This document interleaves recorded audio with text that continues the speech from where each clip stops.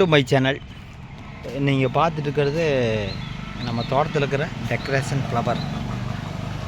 அதாவது இந்த மாதிரி ஒரு வீட்டில் ஒரு 4 செடி நீங்கள் வச்சிங்கன்னா வீடே அழகாக இருக்குன்னு சொல்லுவாங்க. ரெண்டாவது பார்த்தீங்கன்னா நான் 5-6 டெக்கரேஷன் ஃப்ளவர் ஆர்டர் பண்ணிக்கிறேன். பெங்களூர்லேருந்து ஆர்டர் பண்ணியிருக்கிறேன். அது இன்னும் வரல. பாருங்கள், இந்த டெக்கரேஷன் ஃப்ளவர் அவ்வளோ அழகாக இருக்குன்னு பாருங்கள். இந்த டெக்கரேஷன் இப்போ வந்து எல்லோ கலர் ரோஸு காலையில் சூப்பராக இருந்தது. இப்போ வந்து குறுகிடுச்சு பாருங்கள். இந்த ரோஸ் பாருங்கள், இந்த ரோஸு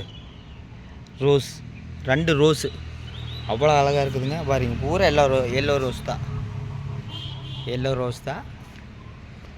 அதாவது பெங்களூர்லேருந்து ஓசூர்லேருந்து ஆர்டர் பண்ணியிருக்காரு 10-15 ரோஸு. அது இன்னும் வரல. நாளைக்கு வரும். நாளைக்கு வந்தானே உங்களுக்கு அடுத்த ஒரு வீடியோவில் சந்திக்கிறேன். பார்த்திங்கன்னா இது ஒரு ரோஸு, இது ஒரு பூச்செடி.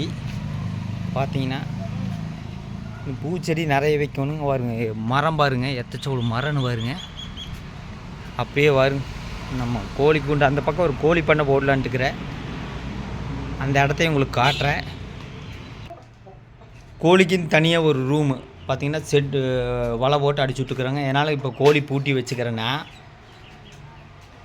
இது வந்து இந்த சேவல் பிரச்சனை இல்லை. அது குஞ்சு இருக்கிற அந்த குஞ்சு உள்ளே இருக்குதுன்னு நினைக்கிறேன். குஞ்சு பாருங்கள், குஞ்சை காட்டுறேன்.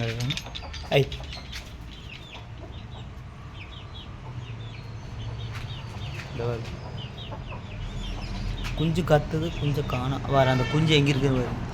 அங்கே போய் ஒளிஞ்சிருக்குது. இன்னொரு 2 குஞ்சு அதை எங்கே இருக்குதுன்னு பாருங்க. அங்கே ஒளிஞ்சிருக்குது. குஞ்சு வெளியில் போச்சுன்னா நாய் தூக்கிட்டு போகுது.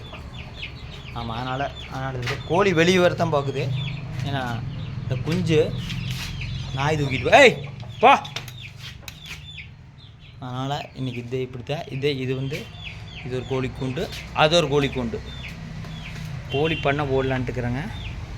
அதனால் இது ஒரு பயனுள்ள வீடியோ. அந்த மாதிரி வீடியோ பார்க்குற அளவுக்கு இந்த வீடியோ இப்போ உங்களுக்கு புரியாதுன்னு நினைக்கிறேன். பாருங்க, இந்த கோழி எங்கே இருக்குன்னு பாரு.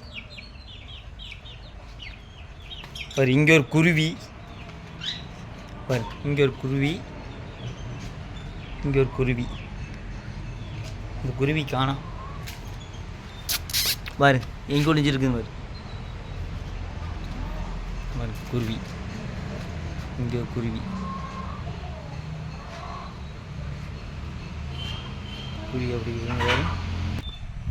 அப்படியே வந்து இந்த வாழை மரத்துக்கு வாரி இந்த காலி இடத்துல தான் செட்டு போட்டு கோழி பண்ண போடலான்ட்டுக்கிறேங்க.